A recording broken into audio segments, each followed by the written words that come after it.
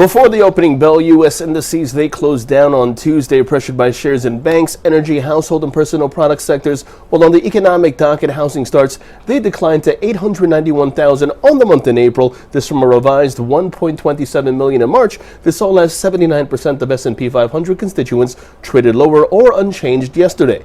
Meanwhile, after hours lows, the second largest home improvement retailer in the U.S. surging before hours after reporting first quarter adjusted EPS up 45% to $1.77. Comparable sales jumping 11.2%, both figures beating expectations. Moving on to Target, the global retailer unveiling first quarter comparable sales up 10.8% versus a 4.8% increase from the same period last year.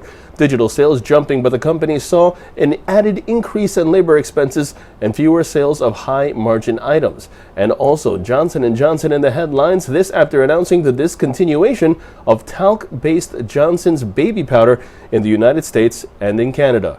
Meanwhile, on the economic docket before the opening bell, we have the MBA 30-year mortgage rate, and in the afternoon, we have focus on the FOMC minutes. At the same time, in terms of the markets, the S&P, that has an expected level of 2873. The NASDAQ, meanwhile, that sees consolidation. At the same time, the Dow Jones intraday, that happens to have an expectation of 23,830, and that's in focus as long as the resistance at 24,570 is not surpassed. The risk of a break below 24,075 remains high.